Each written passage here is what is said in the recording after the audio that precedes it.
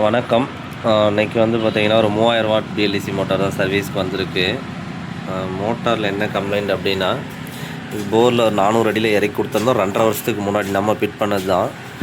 போரில் தண்ணி இல்லை. இப்போ ஒரு 1 மணி நேரம் 1.5 மணி நேரம் ஓடும். அதுக்கப்புறம் ஒரு 4 மணி நேரம் 5 மணி நேரம் விட்டால் திரும்ப ஊற வச்சு ஓட்டுற மாதிரி இருந்தது. மேட்டூர் டேமுக்கும் அதுக்கும் பார்த்தீங்கன்னா ஒரு 500 அடி டிஸ்டன்ஸு நீர்த்தேக்கம் மேட்டூர். அப்போ வந்து பார்த்தீங்கன்னா தண்ணி ரொம்ப கம்மியாக இருந்தது. இப்போ தண்ணி நிறையா வந்தது. இப்போ ஒரு வருஷமாக டேம்குள்ளேயே போட்டு ஓட்டிகிட்ருக்காங்க. டேம்குள்ளே போடும்போது நம்ம என்ன சொன்னோம் அப்படின்னா, ஒன்று அடியில் கூட வச்சு போடுங்க, இல்லை ஆழமான பகுதியாக போட்டிங்க அப்படின்னா எதுவும் ஆகாது அப்படின்னு சொல்லியிருந்தோம். இவங்க அப்படியே கொண்டு போய் ஒரு 4 அடி 5 அடி தண்ணியில் வச்சு ஓட்டிகிட்டு இருந்தாங்க. அது இல்லாமல் மோட்டரை ஸ்ட்ரெயிட்டாக நிற்க வைக்கிற மாதிரி பாருங்கள், அதிகமாக படுக்க போடாதீங்க அப்படின்னு கிராஸாக போட்டிருக்காங்க. உள்ளே மண் போயிட்டு இம்ப்ளரு சாப்பிட்டு எல்லாமே கட் ஆகிடுச்சு. ஒரு அரடிக்கு உள்ளே வெளியே போயிட்டு வந்துக்கிட்டு இருக்கு. மோட்ரு ஓடுது, ஆனால் தண்ணி வரல அப்படின்னாங்க. எடுத்து அனுப்ப சொன்னோம்.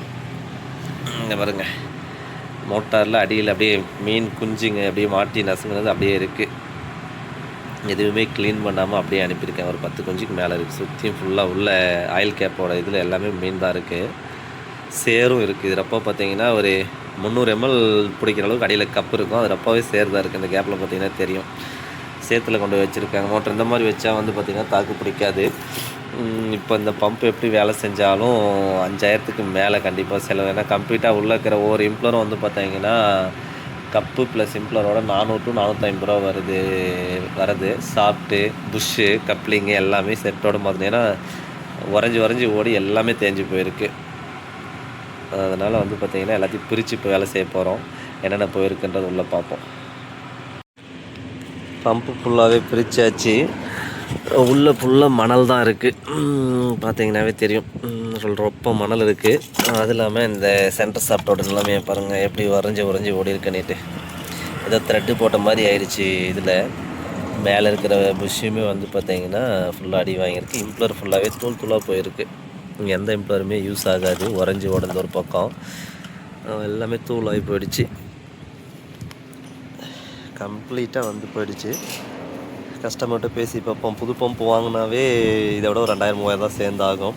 அது இப்போ வர பம்ப் வந்து அசம்பல் பம்பு பண்ணி கொடுத்துட்ருக்கோம். எஸ்எஸ் இம்ப்ளர் வரும். இந்த மாதிரி பிளாஸ்டிக்கோ ஏபிஎஸ் பிளாஸ்டிக்கோ இந்த மாதிரி எதுலேயும் வரதில்லை. Complete SS. கப் டைப் வரும். இது டியூப் டைப்பு, அது கப் டைப் வரும். இன்னும் நல்ல பர்ஃபார்மன்ஸ் நல்லாயிருக்கு பாரு. புது மாடல் ஓஎம் ப்ராடக்ட்டு இம்ப்ளர் வாங்கி நம்ம அசம்பிள் பண்ணி கொடுத்துட்ருக்கோம் பிஎல்டிசி மோட்டார்ஸ்க்கு. கஸ்டமர்கிட்ட பேசி பார்ப்போம். இது ஓகேனா இதே சர்வீஸ் பண்ணி தரலாம். இல்லை தண்ணி நல்லா அதிகமாக வேணும், ஆற்றுல இருந்து டைரெக்ட் பாசனம் பண்ணுற மாதிரி வேணும் அப்படின்னா அதுக்கு தகுந்த மாதிரி. இது வந்து 4.5 செட்டு பம்பு, 6.5 செட்டு பம்பும் ரெடி பண்ணி கொடுக்குறோம். இந்த மோட்டாருக்கே வந்து நம்ம செட் ஆகிற மாதிரி எல்லாமே ஆல்ட்ரு பண்ணி கொடுத்துட்றோம். கஸ்டமர்கிட்ட பேசிவிட்டு என்ன பண்ணுறதுன்னு பார்ப்போம். இந்த சாஃப்ட்டு இம்ப்ளர் எதுவுமே உதவலை. இதில் செலவும் வந்து பார்த்திங்கன்னா 5 ரூபாய்க்கு மேலே ஆகுதுன்னு சொல்லிட்டு கஸ்டமர்கிட்ட பேசினோம். இந்த பம்ப் வந்து பார்த்திங்கன்னா நம்ம வந்து ஸ்பேர் வாங்கி அசம்பிள் பண்ணுறது கம்ப்ளீட் எஸ்எஸ். இது 6.5 செட்டு பம்ப்பு. மணிக்கு 30,000 லிட்டர் டிஸ்சார்ஜ் பண்ணோம். போரில் இறக்குனிங்கன்னா ஒரு 200 அடி ஆழம் வேலை செய்யும். இவங்களுக்கு வந்து பார்த்திங்கன்னா 400 அடி சும்மா அடி ஃப்ளாட்டாக வரதா 100 to 150 அடி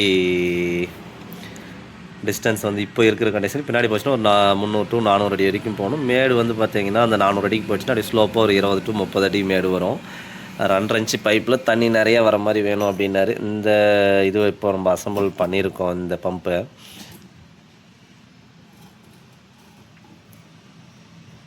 இது இப்போது அந்த மோட்டாருக்கு நம்ம கனெக்ட் பண்ணி பெருசாக இருக்கும். இது பம்பு 6.5 செட்டு பம்பை கனெக்ட் பண்ணி தண்ணி எப்படி பம்ப் பண்ணுன்னு சொல்லி பார்ப்போம். கஸ்டமருக்கும் அப்படியே அனுப்பிவிடுவோம். வீடியோ அனுப்பிவிட்டு அவருக்கு ஓகே அப்படின்னா இந்த பம்பை அனுப்பிவிட போகிறோம். இன்றைக்கி